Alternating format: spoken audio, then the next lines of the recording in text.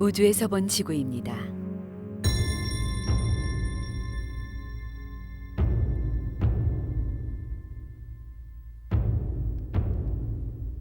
중국이 자랑하는 지구 최대의 인공 구조물을 지도상에 그려 넣어봤습니다.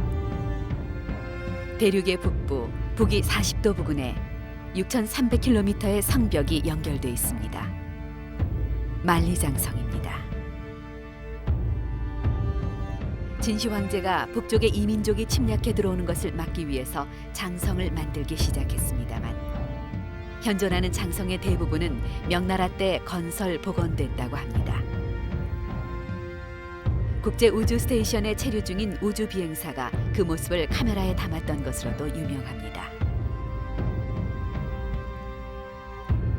중국 대륙의 또 하나의 거대한 인공 구조물. 동경 116도 주위에 가는 줄기가 2,000km에 걸쳐 남북으로 뻗어 있습니다. 북경에서 항주까지를 경항대운하, 항주에서 영파까지를 항용운하라고 부르고 있습니다. 대륙 한가운데 그 역사가 1,000년이나 넘고 그 길이만도 2,000km에 이르는 세계에서 가장 오래되고 가장 긴 거룡과도 같은 대운하가 동에서 서로 가로지르는 만리장성에 버금가는 장대한 몸짓으로 남과 북을 관통하며 흐르고 있습니다. 우리에게는 그리 알려지지 않은 중국의 대운하. 오늘도 그 수를 헤아릴 수 없을 만큼 많은 운반선들이 장강을 지나 대운하 쪽으로 오르내리고 있습니다.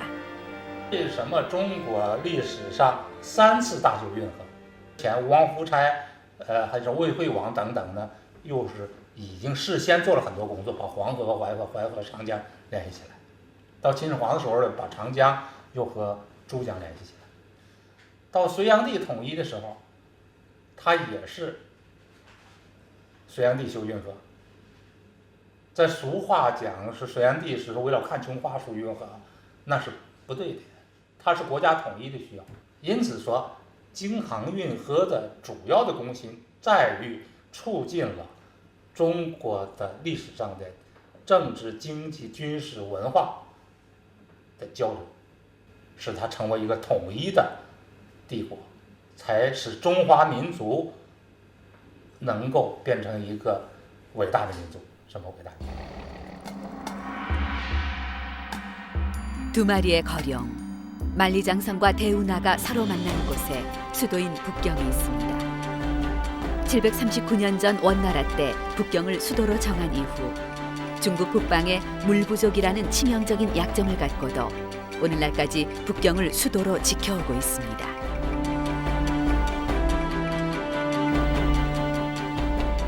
바로 그 북경에서 2008년 올림픽이 개최됩니다. 아시아에서 올림픽이 개최되기는 1964년 도쿄 그리고 1988년 서울에 이어 세 번째인 셈입니다. 놀라울 만큼 빠른 속도로 경제 성장을 거듭하고 있는 중국. 올림픽 개최를 더 없는 발전의 계기로 삼고자 하고 있습니다. 북경은 대운하와 뗄래야 뗄 수 없는 역사를 가지고 있습니다. 광대한 중국 대륙과 북경을 하나가 되게 연결시킨 대운하. 바로 이 대운하를 통해서 중국의 유구한 역사의 힘을 찾아가 보고자 합니다. 아울러 바로 이웃에 사는 우리 역사와 관련된 것도 알아보고자 합니다.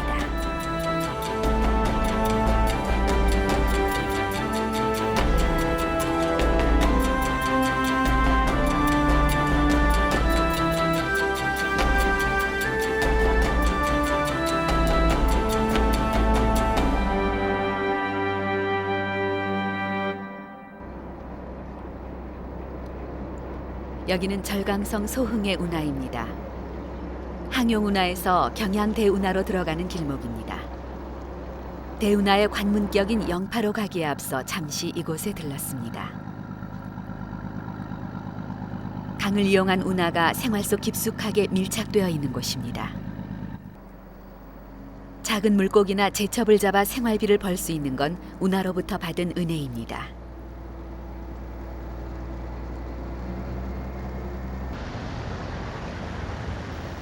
이곳에서 가장 활동적으로 움직이는 분야는 건축재나 석탄 등을 배로 운반하는 일입니다. 지금 중국 곳곳에서 한창 건설 붐이 일고 있는데 상해에 깬 자갈을 실어다 주고 돌아올 때는 화력발전소용 석탄을 사옵니다.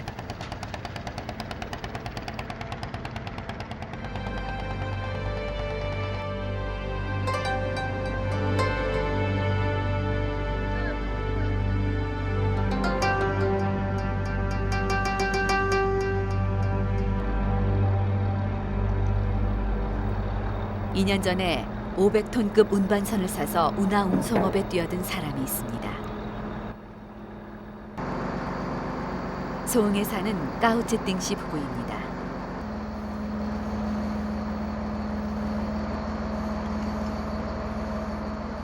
我这辆车说我500多吨了，那付出最大的付出超比直接60吨啊，对不对？对。啊。那后面也压水，主吊水把它压下去。对对对。如果不压的话，那个桥里过不去，桥太高、太矮，你沉得太高，垂太高，过不去。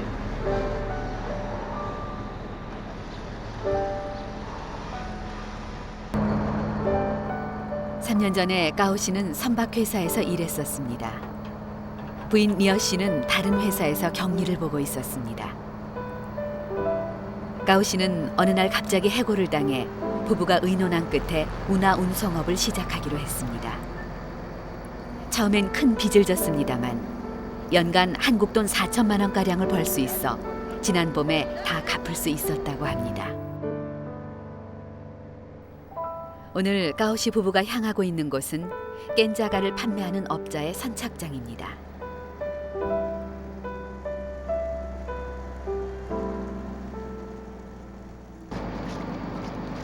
까오 씨 부부에게는 한 명의 딸이 있습니다. 전문대학을 나와 이미 자립한 상태입니다. 그렇게 부담이 없는 생활을 하고 있어 만족하고 있는 듯 했습니다.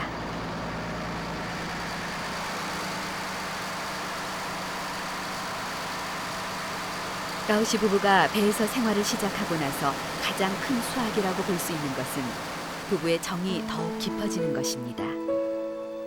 두 사람 중에 누가 한 명이라도 없으면 일이 되질 않습니다.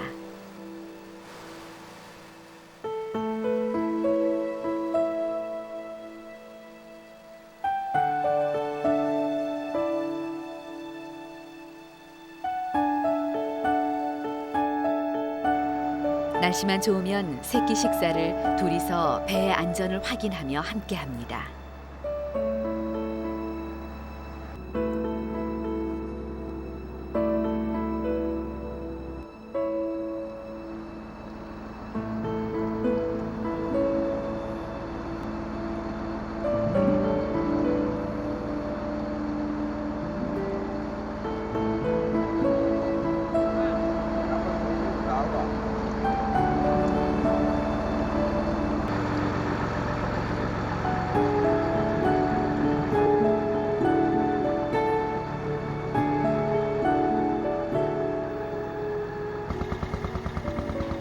드디어 깬자갈을 파는 업자의 선착장에 도착했습니다. 운하를 벗어난 부천강이란 곳입니다.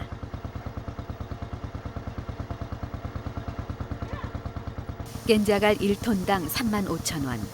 그런대로 괜찮은 가격입니다. 품질도 좋은 것 같습니다. 그 다음 배가 어느새 옆으로 와 기다리고 있습니다.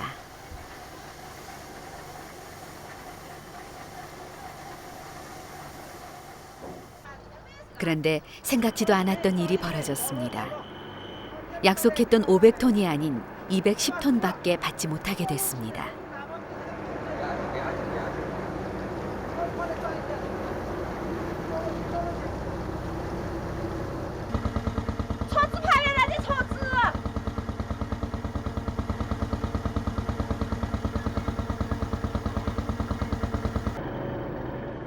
부인 려 씨가 판매업자에게 직접 찾아가 알아보았더니 교통사고가 일어나 피해자 가족과 옥신각신하는 바람에 더 이상 작업을 할 수 없다는 사정이었습니다.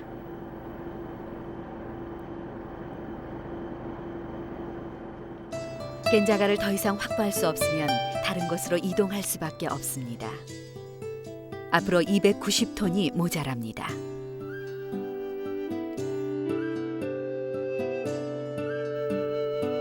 가오씨 부부는 뱃머리를 돌려 부천강 줄기 다른 곳으로 향했습니다.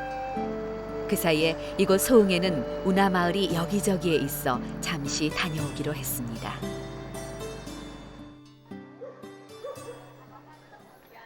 안창은 물의 고장이라 일컫는 소흥 지방에서 운하 민속 마을로 잘 알려진 곳입니다. 운하 옆에 상점가도 옛 모습 그대로 남아 있습니다.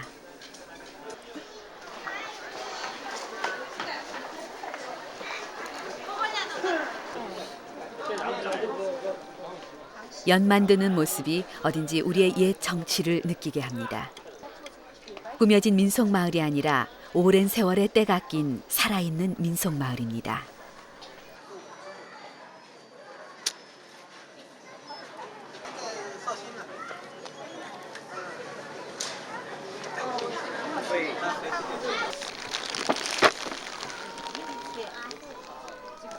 우리의 연 만드는 풍습과 흡사한 것이 어쩌면 이곳에서 왔는지도 모르겠습니다.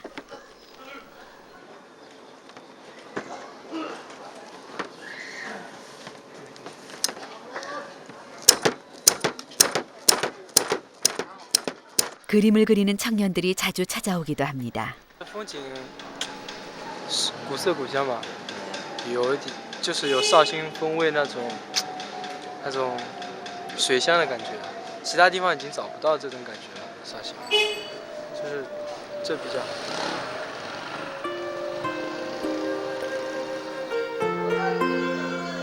까마귀같이 생겼다고 해서 오봉선이라 부르는 배가 운하 이곳저곳을 마치 택시처럼 다니고 있습니다.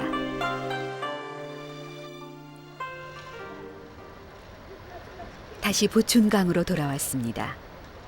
가오씨 부부는 10시간가량 배를 몬 끝에 밤 11시가 되어서야 새로운 판매처에 도착했습니다. 가오씨는 도착하자마자 밤새도록 깬 자갈을 실었습니다. 평소보다 시간이 많이 지체됐습니다. 서두르지 않으면 상해 건설업자와의 약속을 지킬 수 없습니다. 여기서 실은 깬 자갈은 280톤. 원래 계획보다 10톤이 모자라지만 어쩔 수 없습니다. 일찍이 옛날 대운하도 같았다고 합니다. 청나라 때를 보면 북으로 가져가는 것은 쌀, 목재, 차 등이 대표적이며 북에서 남으로는 소금과 과일을 실어 날랐다고 합니다. 210톤과 280톤, 모두 합쳐 490톤의 깬 자갈을 싣고 배는 상해를 향해 출발했습니다. 쉬지 않고 항해해야 하기 때문에 잠은 교대로 자야 합니다. 两个人肯定一起睡觉，一起早上起来跟，否则的话一个人跟不了的，一定要两个人才可以跟。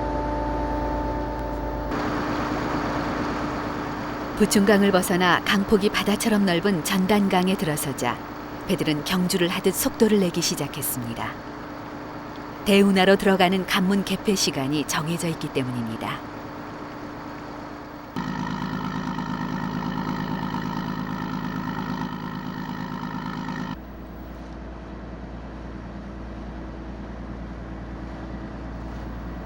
소흥과 항주를 잇는 다리입니다.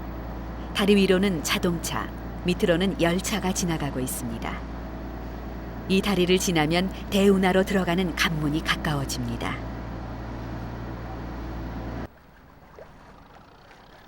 관문이 보이기 시작했습니다.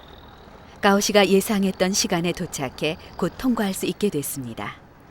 그러나 여기를 지나면 상해까지는 다른 관문이 또 하나 더 있습니다. 여기가 제1관문인 셈이죠.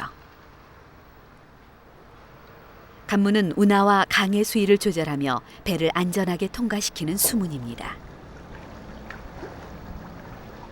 고대 운하에도 관문이 있습니다. 운하와 강이 교차하는 곳에는 관문이 있어야만 합니다. 수위나 물 흐름이 서로 달라 이를 극복하지 않으면 배가 위험하게 됩니다. 예전엔 간문을 올리고 내리는 것을 인력에 의존했습니다. 나중에 소의 힘을 동원하는 것도 생각해내 사람과 소가 하나가 되어 견고한 수문을 열기도 했습니다. 간문 내 일정한 공간 내에서 강물과 운하물이 합수되면서 수위가 조절됩니다. 간문은 마치 큰 성문이 열리듯 서서히 열립니다.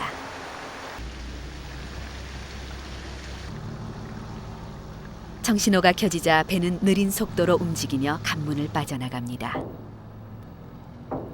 비로소 육중한 간문을 벗어났습니다. 这口的那既然已经那个把这条船都买起来了，那没办法，只有那个口也只有跟下去了。再苦几年再搞。苦了几年以后，那甜蜜的生活在后面嘛。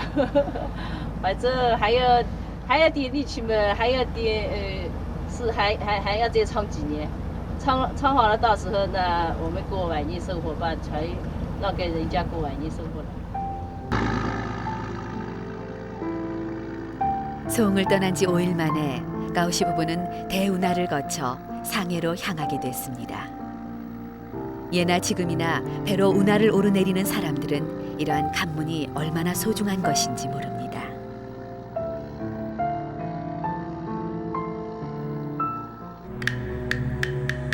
가오시 부부와 헤어진 취재자는 대운하 남쪽 끝 영파로 향했습니다. 영파 앞에는 400여 개의 섬이 그물처럼 쳐져 있는 주산군도가 있습니다. 무인도까지 합하면 1000개가 넘습니다. 주산군도는 중국 최대의 군도로 동아시아 해양 문화의 중심지로 꼽히는 곳입니다. 특히 한반도나 일본과 뱃길 교류가 빈번하게 이어져 왔던 곳이기도 합니다.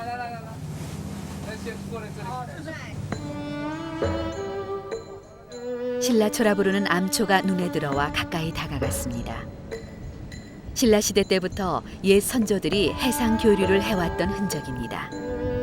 한반도를 떠나 이곳에 온 신라배들이 정박해 있었거나 항해 표식으로 삼았던 바위섬입니다.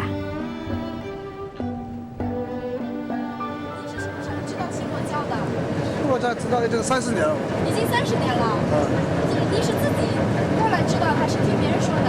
听别人说的，那是长辈们说的。 그 어떤 기록도 찾아볼 수 없습니다만 신라초라는 이름만은 그대로 남아 있습니다.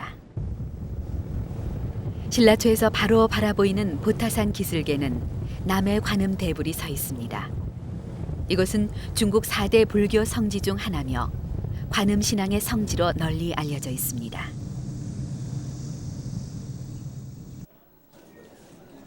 전국 각지에서 많은 불교 신자들이 이곳 관음 성지를 참배하고 있습니다. 가까운 이웃 우리나라와 일본에서도 찾아가고 있습니다.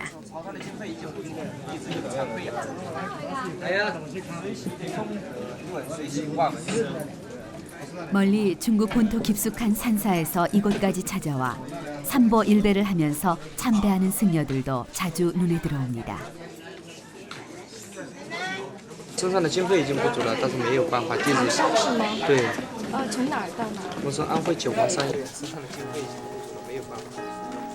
그 옛날 신라에서 바닷길로 천신만고 끝에 도착한 승려들도 이처럼 고행을 하면서 구도의 고행길을 갔을 겁니다. 이 젊은 승려들도 구도자의 길을 걸어 다시 머나먼 고행길을 가게 되겠죠.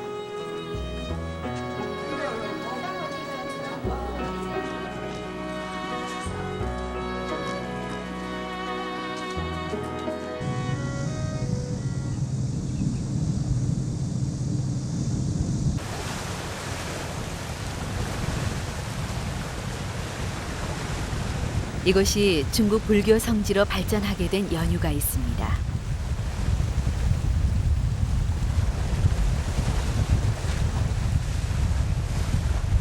지금으로부터 약 1200년 전 일본 승려 해악이 중국 본토 오대산에 있던 관음상을 몰래 가지고 영파에서 배를 타고 귀국하려 떠났으나 도중에 태풍을 만나 이곳 보타산도 조음동이란 바위 굴에 상륙했습니다.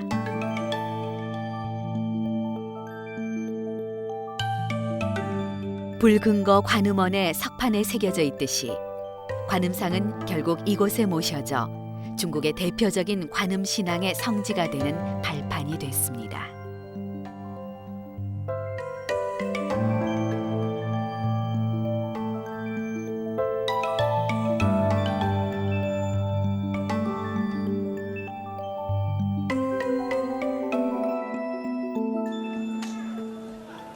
이를 기념해서 보타산 최초의 사원이 건립됐는데 붉은거 관음이란 갈 수 없는 관음이란 의미입니다. 관음 신앙의 중심이 일본으로 갈 뻔했으나 이곳에 머물게 됐다고 하여 송나라 태조를 비롯한 황제들이 보제사와 같은 큰 절을 짓게 했습니다. 보타산에는 보제사, 법우사, 해제사 등 크고 작은 사찰들이 산재해 있습니다. 모든 사찰들이 관음보살을 모시고 있어 그야말로 관음 신앙의 성지라고 말할 수 있습니다.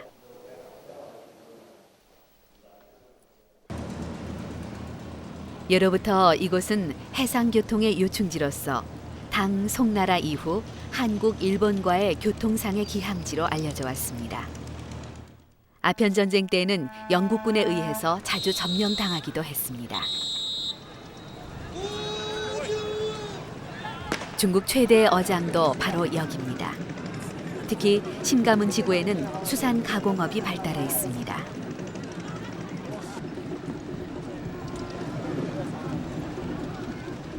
심가문 지구는 인구 약 100만으로 해상 민속 대회를 매년 개최합니다. 그 기간도 반년 가까이나 계속됩니다. 민속 경기 중에 가장 인기가 높은 것은 작은 배젓기 대회입니다. 그만큼 해상 문화가 옛부터 발달되어 있는 곳입니다.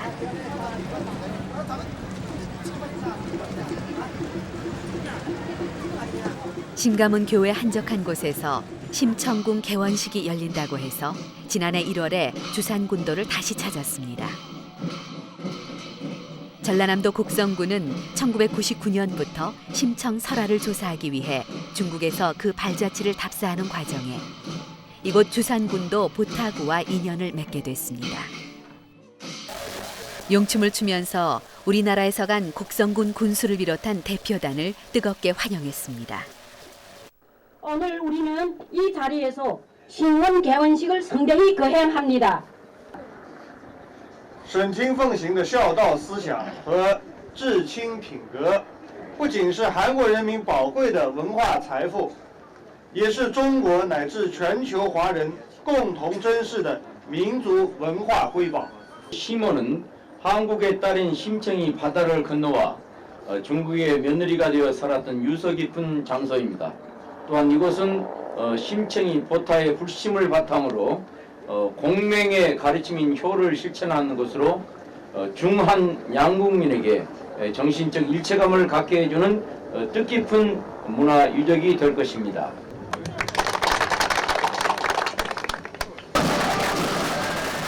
공원의 이름을 심원이라고 한 것은 옛날 이 지방의 왕이 심국공이었기 때문입니다. 심청별궁은 한국식 건축 양식을 본떠서 경내 건물 중에서 가장 정성을 들여서 지었습니다. 그 옛날에 맺어진 인연을 오늘에 되살려 한국과 중국의 우호 증진에 기여하고자 하는 이곳 심가문 사람들의 염원이 잘 배어 있습니다.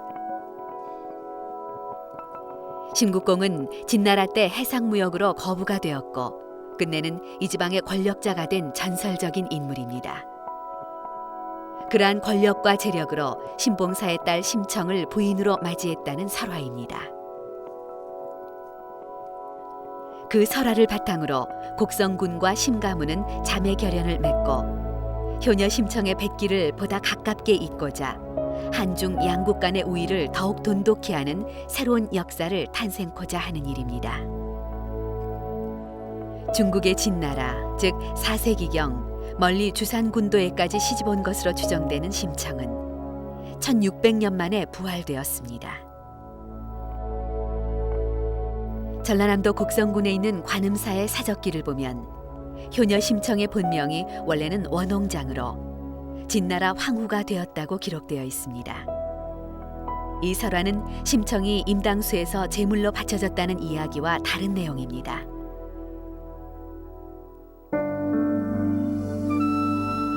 중국 대운하의 관문 바닷가 영파지구에는 고대 우리나라와의 교류사를 엿볼 수 있는 지명들이 곳곳에 남아 있습니다. 이곳은 상산현 신라촌입니다. 한때는 바닷물이 들어왔었습니다만 지금은 한적한 농촌으로 600여 명이 살고 있습니다. 왜 신라라는 지명이 남아있는지 궁금해 상산현 문화재위원과 함께 찾아왔습니다.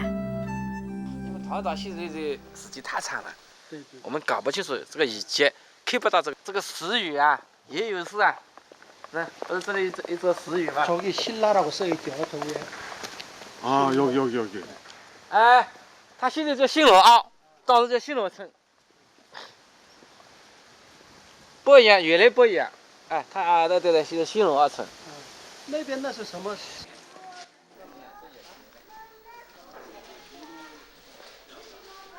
그 후손들이 혹시 살아있지는 않을까 기대하면서 마을 회관에 들어섰습니다.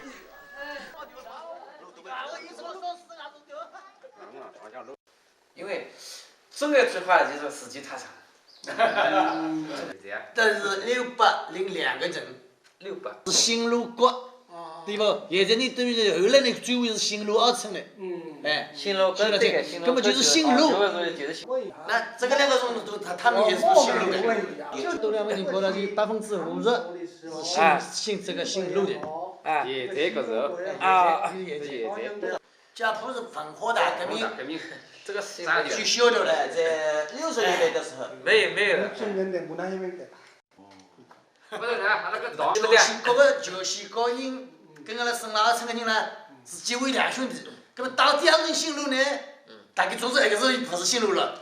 两个人呢，那么我比方姓姚的，他是姓卢的，那么结为两兄弟呢，那么我姓卢的。 신라의 라시들 집성촌 가장 연세가 많은 분을 만났습니다. 宰相朝中的宰相，哎，宰相个必须一个哎，这个下体人了必须个，哎，必须个，哎必须个，体，哎必须就是下体成为4个人。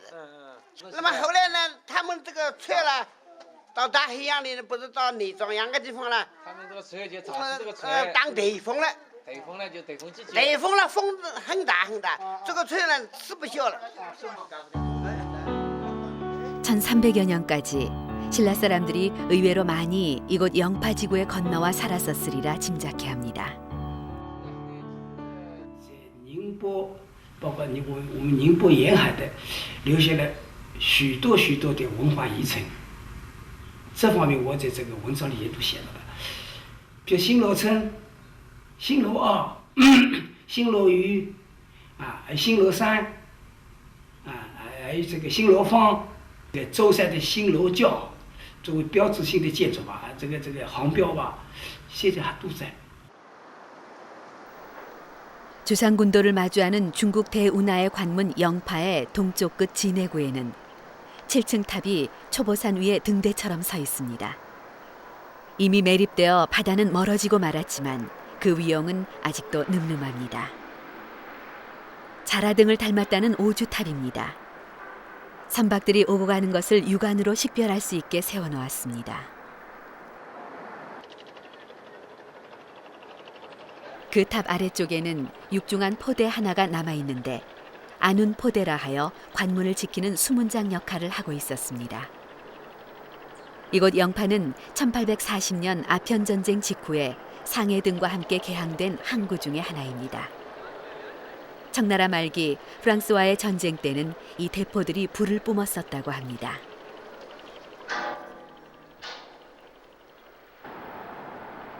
오주탑에서는 동중국 해와 만나는 용강 하구가 잘 보입니다.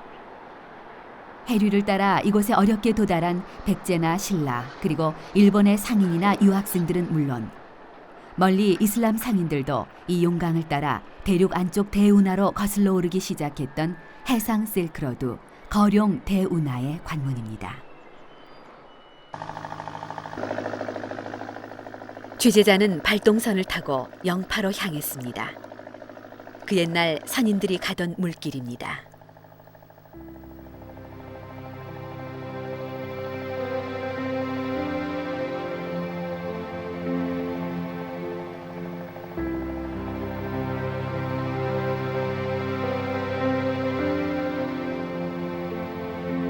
세 시간 남짓 달리자 영파시가 보이기 시작했습니다.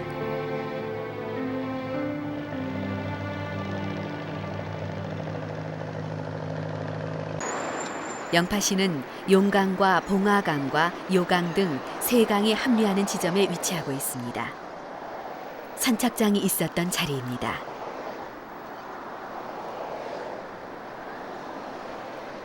선착장 가까이에는 예로부터 선원들이 출항하거나 회항할 때 안전을 기도하던 천후궁이 있습니다.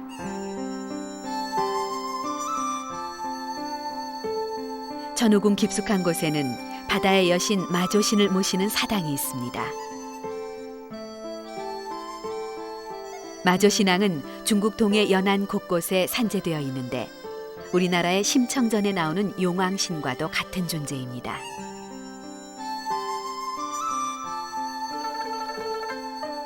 이곳 백화에도 심청전의 용왕신처럼 여신에게 바다의 안전을 지키기 위해서 제물을 바치는 내용이 그려져 있습니다.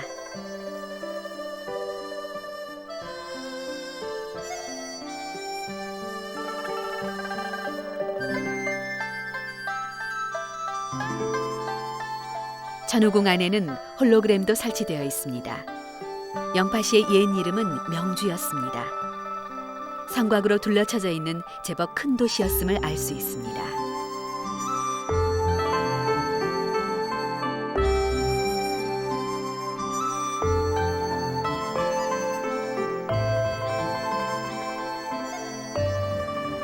영파항과 빈번하게 왕래했던 이웃나라 한국의 부두 모습도 있습니다. 그만큼 옛 선인들이 영파항을 통해 대운하로 들어가 인적, 물적 교류를 왕성하게 했었다는 것을 알 수 있습니다.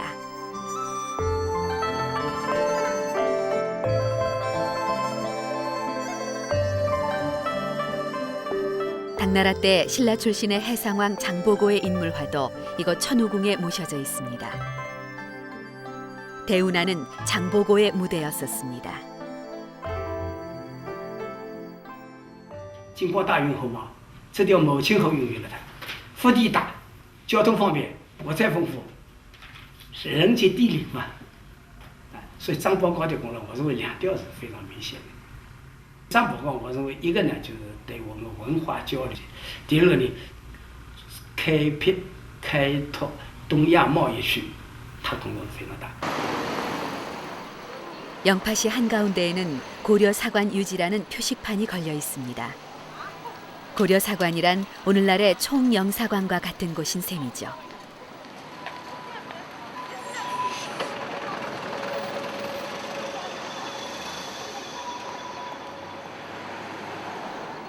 신라와 고려시대 중국과의 해상무역이 활발하게 이루어질 때 당시 많은 고려인들이 묵었던 고려사관이 영파시에 의해서 최근 복원됐습니다.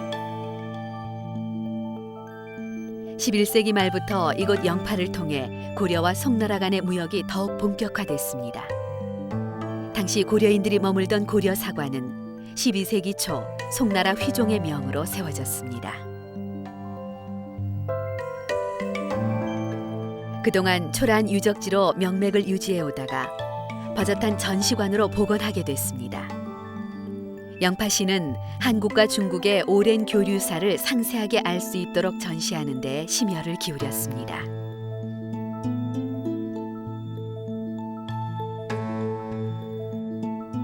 고려의 왕자로 송나라에서 불법을 탐구한 대각국사 의천대사의 영정도 모셔놓고 있습니다.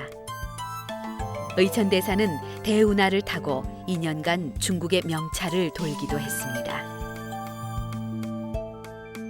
이 고려사관에는 일반적으로 잘 알려져 있지 않은 최부라는 인물화가 걸려 있습니다.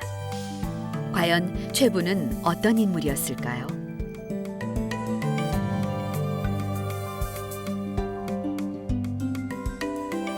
최부는 15세기 때 중국의 대운하를 가면서 표해록이란 기행문을 조선 선비의 꼿꼿한 정신으로 써서 남겼습니다. 원래 제목은 성종에게 보고하는 중조 견문 일기였습니다. 대운하 곳곳에 자연과 역사와 풍속 등이 소상하게 기록돼 있습니다. 마르코폴로의 동방 견문록과 함께 중국에 관한 3대 기행문으로 높이 평가받고 있습니다. 也想跟马可波罗的《东方见闻录》一样，是为国人介绍中国经济、军事、交通、历史、民俗等各个方面的一部伟大的著作。对，是研究中国明代社会历史一个很重要的一个典型。 최부의 고향은 전라남도 나주의 영산강 근처 동강면 인동리 성지촌입니다. 후손들은 이미 타지로 떠나고 공적 비만이 남아 있습니다.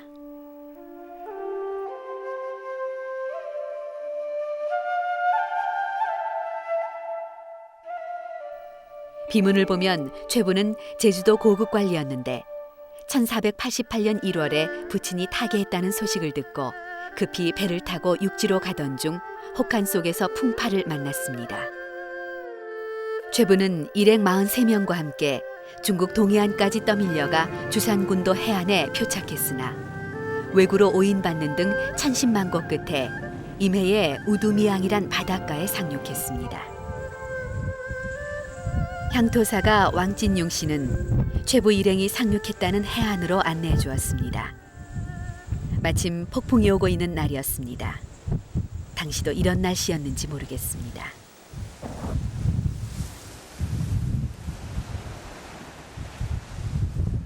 那个白大门，从会面一直到街跳出海口都叫牛头喂羊。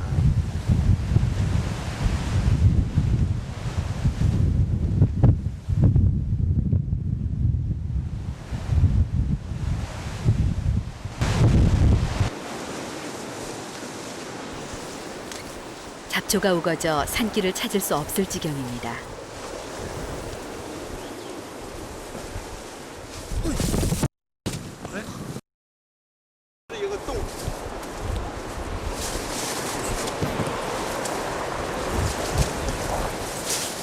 我呢，这个从整个牛头喂羊，从街跳出海口，沿路上趁着沿海考察过来。 先后考察了。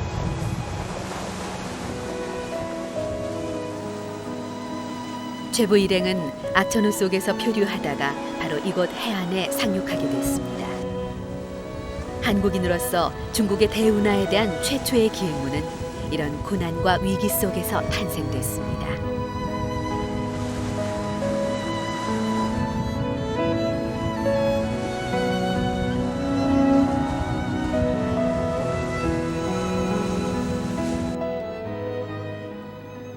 중국 관리에게 연행되어 간 곳은 도저성이란 관아가 있는 마을입니다.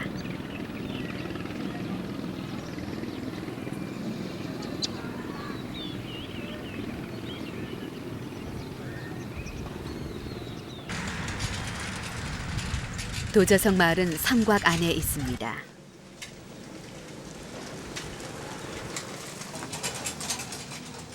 고색 창연하게 옛 모습 그대로 남아 있습니다.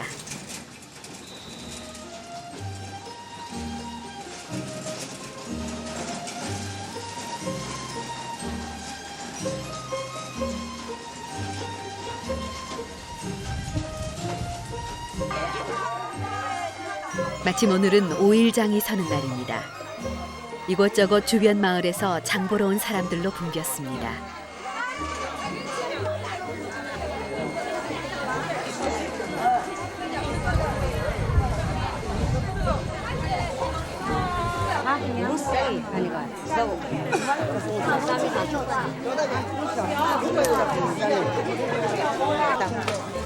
성냥을 파는 할머니도 있어 신기했습니다. 强风啊，公藤的，哎，公好哎，几好喏，几好啊，哎，你个去干么做不公嘛？我们这边呢，我们都没有，我们不做嘛，好嘛，公藤啊，那。 옛날 주판을 그대로 쓰고 있습니다. 100년 전으로 돌아간 듯한 착각이 들 정도로 정겨운 모습입니다. 기념碑谁给你？벌써给你。放这么久？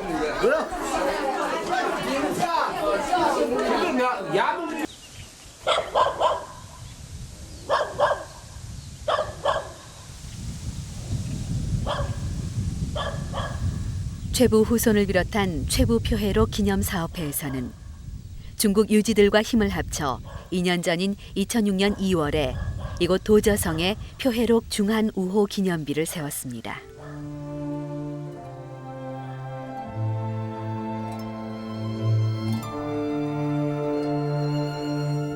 최부 일행은 이곳 도저성에서 풀려나 관원의 안내를 받아가며 산을 넘고 강을 건너고 운하배를 타고 북상했습니다.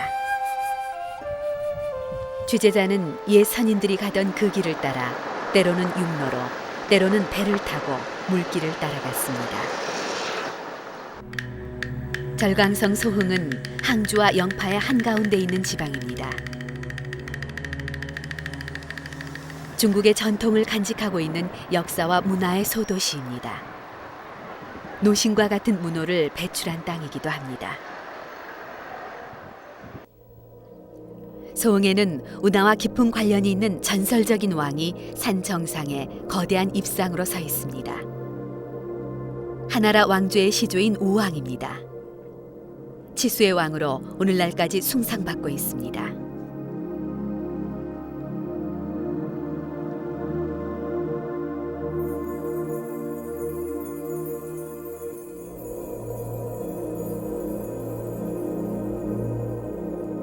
대우릉이라는 거대한 비석도 세워져 있는가 하면 사당도 있습니다.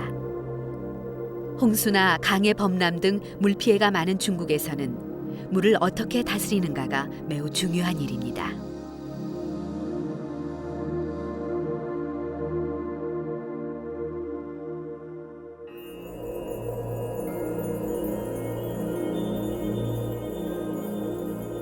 그래서 기원전 1600년 전의 신화적인 인물임에도 불구하고 그 뜻을 기리고 있습니다.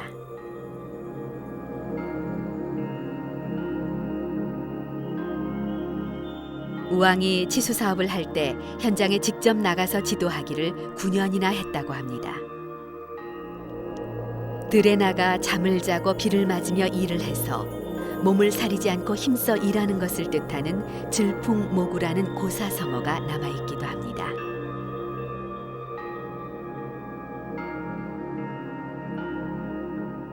绍兴是个历史文化名城，也是个水乡。一直以来就是绍兴与水息息相关。首先呢，我想在绍兴历史上，像大禹，传说中的大禹，就是治水就是最后成功，也是在绍兴。 소흥에는 또한 동진 때의 명서예가 왕희지가 오래 머물던 곳입니다. 대나무 밭 아래쪽에는 난정이라는 넓은 정원이 펼쳐져 있습니다.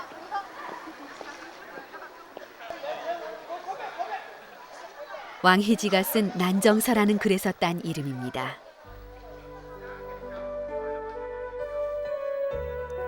왕희지는 이곳 난정에서 많은 문인들과 함께 곡수유상을 즐겼습니다. 곡수유상은 돌아 흐르는 물에 술잔을 띄워 둘러앉은 사람에게 와닿는 대로 시를 짓고 술을 마시며 문인들이 즐기던 풍류입니다.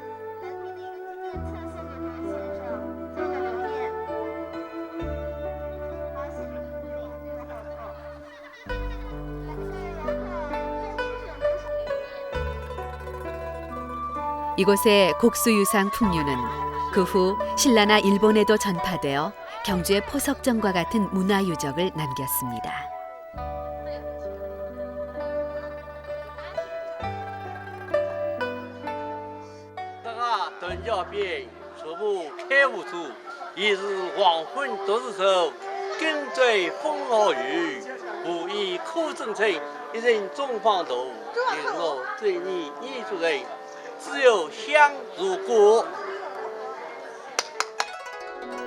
그때 마시던 술이 그 유명한 소흥주일런지 모르겠습니다.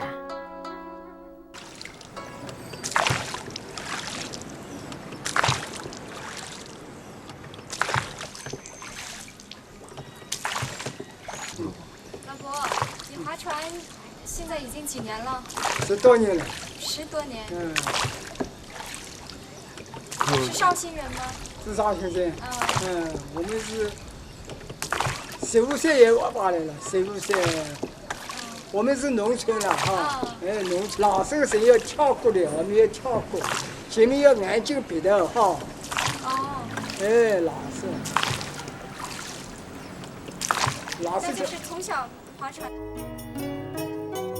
20세기 중엽까지만 해도 운하공원의 조각상처럼 사람들이 루프를 가슴에 감고 양쪽에서 배를 끌었다고 합니다. 대단한 중노동인 셈이죠.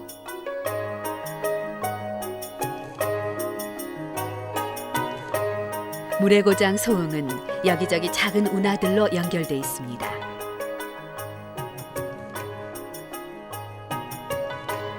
이곳 운하 옆에는 동호라는 수려한 호수가 있습니다. 한나라 때부터 청석을 캐던 채석장이었습니다.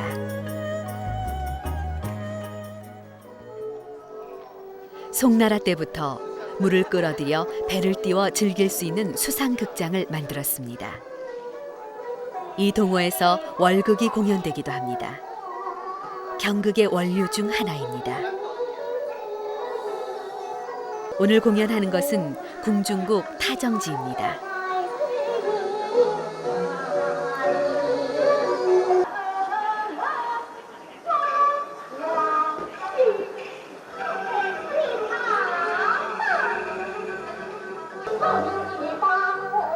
이 연극은 황제의 딸 공주가 오만하기로 유명한데 시아버지 생신날에 지위가 높다는 이유로 참석하지 않은 것을 부마가 공주에게 신분의 높낮이로 행하지 말라고 질책하는 이야기입니다.